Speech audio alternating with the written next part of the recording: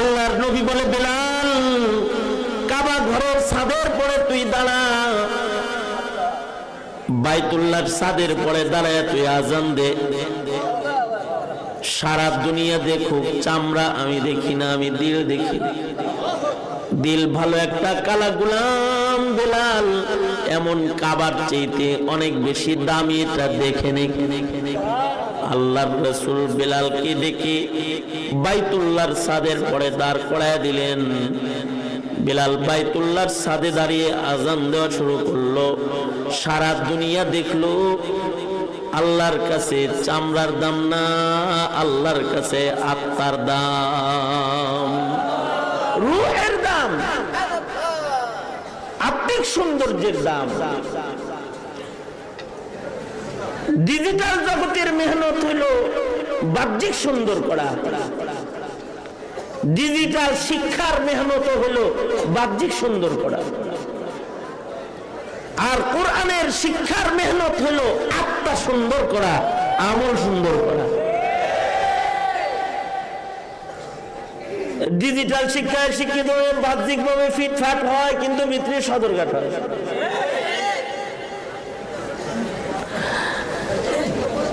দেশ এখন বাহ্যিক তো খুব সুন্দর হইতেছে, যমুনা সেতু, পদ্মা সেতু সব ক্লিয়ার হইতেছে, ফ্লাইওভার হয়ে যেতেছে, মেট্রো ট্রেন হয়ে যেতেছে, বাহ্যিক খুব সুন্দর, কিন্তু চোর বাড়তেছে। মানুষ মানুষের হক নষ্ট করার প্রবণতা বাড়তেছে, চুরি বাড়তেছে। খালি টাকা চুরি না, টাকা চুরি না, ভোট চুরিও শুরু হয়েছে। দেশের সব ধরনের চুরি বেড়ে দিতেছে। ভেতর খারাপ হওয়ার কারণে অপরাধ বাড়তেছে। মানুষের ভেতর যখন খারাপ হয়ে যায়, মানুষের কর্ম খারাপ হয়ে যায়, আর ভেতর যখন মানুষের ভালো হয়ে যায়, তখন তার কর্ম ভালো হয়ে যায়। মানুষকে ভালো বানানোর জন্য আত্মিক সৌন্দর্য সবচেয়ে গুরুত্বপূর্ণ বিষয়। এ কারণে আল্লাহ পাক নবীদেরকে শুধুই মাত্র মানুষের ইলমের শিক্ষক কইরা, দ্বীন শিখাইবার শিক্ষক কইরাই প্রেরণ করেন নাই। নবীদেরকে আত্মার রোগের চিকিৎসক করে আল্লাহ পাক জমিনে পাঠাইছেন। নবীরা মানুষকে শুধু শিক্ষা দেয় নাই, নবীরা মানুষের আত্মার চিকিৎসা করেছে। তাজকিয়াতুন নাফস ওয়া ইউযাক্কিহিম, মানুষের আত্মাকে সুন্দর করেছে। যখন নবী একজনের আত্মার পরে মেহনত করে তার আত্মিক সৌন্দর্য বাড়ায় ফেলেছে, তখন ওই মানুষটা অন্ধ কিন্তু আল্লাহর কাছে দামি হয়ে গেছে। যেমন আব্দুল্লাহ ইবনে উম্মে মাকতুম রাদিয়াল্লাহু আনহু জন্মান্ধ সাহাবী। নবীজি তার আত্মার পরে মেহনত করেছে, আলো ভেতরে জ্বলে গেছে। এবার একদিন আল্লাহর নবী আরবের লিডারদের সাথে, ধনীদের সাথে কথা বলতেছেন। এমন সময় আব্দুল্লাহ ইবনে উম্মে মাকতুমের আগমন হয়েছে। তিনি নবীর সাথে কথা কইতে চায়। হাবিবে কিবরিয়া মুহাম্মাদুর রাসূলুল্লাহ সাল্লাল্লাহু আলাইহি ওয়াসাল্লাম ভ্রুকুঞ্চিত করেছেন, বিরক্তি জাহির করেছেন। আল্লাহ পাক আরশ থেকে তাকায় দেখছেন, দেখে আল্লাহ নিজে তার বন্ধুকে ধমকি দিতে দেরি করে নাই। বন্ধু একটা অন্ধ আইছে দেখে ভ্রুকুঞ্চিত করেছেন। আবাসা ওয়া তাওয়াল্লা আন জাআহুল আ'মা, একটা আন্ধা তার কাছে আসছে, সেজন্য ভ্রুকুঞ্চিত করেছে নাকি? কামড়া ভালো করে নাই। আল্লাহর কাছে এই অন্ধের দাম ওই সব ধনীদের চাইতে বাহ্যিক ক্ষমতাধর টাকাওয়ালা পয়সাওয়ালার চাইতে ইমানওয়ালা তাকওয়াওয়ালা দিলদার আর বান্দার মূল্য আল্লাহর কাছে বেশি, যদিও সে অন্ধ আল্লাহর কাছে সে দামি। আল্লাহ পাক মানুষের এই আত্মা দেখে, আত্মিক সৌন্দর্য যখন কারোর এসে যায় তার পাওয়ার বাড়ে, তার সব কিছু আল্লাহর কাছে গ্রহণযোগ্য হয়। যেমন বেলাল কালা মানুষ, কিন্তু আজান দিলে আল্লাহর আরশে আজিম পর্যন্ত আজান যায়। মদিনায় তৈবা মুনাফিক রয়েছে, একবার আল্লাহর রাসূলকে বলে, আল্লাহর নবী বেলাল আশহাদু আন্না মুহাম্মাদার রাসূলুল্লাহ বলতে পারে না, মুখ তুতলা, তাই বেলালকে ক্যান্সেল করেন, মুয়াজ্জিন থেকে নাম কাটেন। সুন্দর কণ্ঠের একটা মুয়াজ্জিন ঠিক করেন। আল্লাহর রাসূল তাদের আবদারে সুন্দর মুয়াজ্জিন একজন ঠিক করলেন, যার কণ্ঠের আওয়াজ ভালো। আপাতত বেলাল আজান থেকে ব্রেক হয়ে গেল। সন্ধ্যার সময় হযরত জিবরিল আসছে। জিবরিল এসে বলে, ওগো আল্লাহর নবী, আজকে সারা দিনে কি কোনো আজান হয় নাই নাকি? না, আজান হইছে, সুন্দর কণ্ঠের মুয়াজ্জিন আজান দিয়েছে। হযরত জিবরাইল বলে, আসমানে আজকে সারা দিন আজান নাই, এজন্য আল্লাহ বলছে ফেরেশতা আজান দেয় না কেন? জিবরাইল জিগাও। ফেরেশতারে জিগাইছি, তুই আজান দেস না কেন? মসজিদ আল মামুরে একজন মুয়াজ্জিন ফেরেশতা আছে, জমিনের আজান হইলে সেও ওখানে আজান দেয়। বেলাল আজান দিলে বেলালের আজানের আওয়াজ সাত আসমান ভেদ করে মসজিদ মামুরের ফেরেশতার কানে যায়, আর সে ওখান থেকে আজান দিলে সারা আসমানে আজান শোনা যায়। আজকে সারাদিন সে আজান দেয় না। তারে জিগাইলাম, সারাদিনে আজান দাও না কেন? সে কয়, নিচ থেকে আজানের আওয়াজ পাই না, তাই আজান দিই না। ও আল্লাহর নবী বেলালের আজান বন্ধ করছেন। বেলালের রুহানি আজান, এটা তো আসমান পর্যন্ত যায়। সরওয়ারে দু আলম নবী আবার মুয়াজ্জিন চেঞ্জ করে বেলালরে আজান দিতে কোন। আবার আল্লাহর নবী বেলালকে মুয়াজ্জিন বানায় দিয়েছেন। মানুষটা কালা, কিন্তু তার আজানের পাওয়ার বেশি। দিল ভালো, সে আল্লাহর কাছে ভালো। এবার তার আজান আল্লাহর কাছে দামি।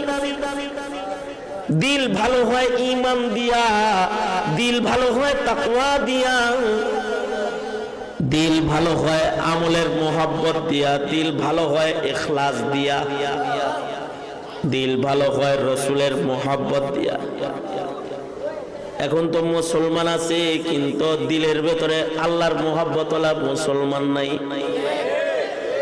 মুসলমান আছে, দিলের ভেতরে নবীর মোহাব্বত ওয়ালা মুসলমান নাই। মুসলমান আছে, আল্লাহ পাকের জিকিরের মোহাব্বত ওয়ালা মুসলমান নাই। কিন্তু বেলাল দেখতে কালা, আল্লাহর মোহাব্বত বেলালের দিলের ভেতরে এত বেশি।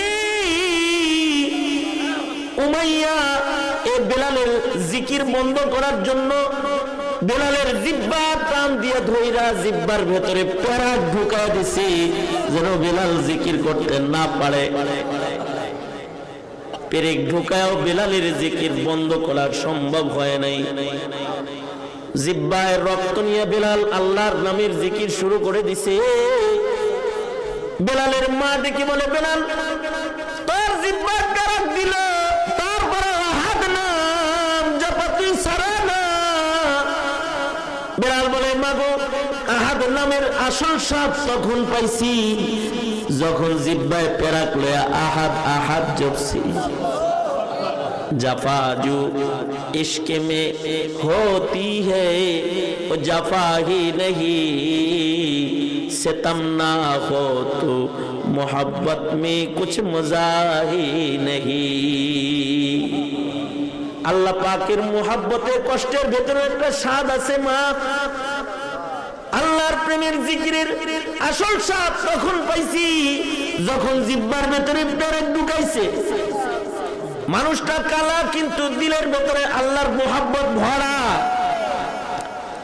মানুষটা কালা কিন্তু দিলের ভেতরে নবীর মুহাব্বত ভরা। সরওয়ারে দো আলম নবী হাবিবে কিবরিয়া নবীকে বেলাল এত বেশি ভালোবাসে। বেলালের ভালোবাসা যতটুকু না নবীর হায়াতে বোঝা গেছে তার চেয়ে বেশি বোঝা গেছে রাসূল যেদিন ইন্তেকাল করেছে বেলালের মুহাব্বত বোঝা গেছে।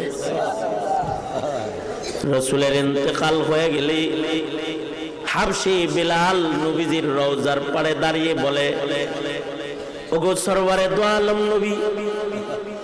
নবীজির কবরের পারে দাঁড়ায় বেলাল বলতেছে, ওগো সরদার, ওগো সরকার, এই যে মাথায় গাঁথি নিয়া হায়াতুন নবী আপনার কবরের পারে দাঁড়িয়ে আপনাকে সালাম দিয়ে আমি চলে যাচ্ছি।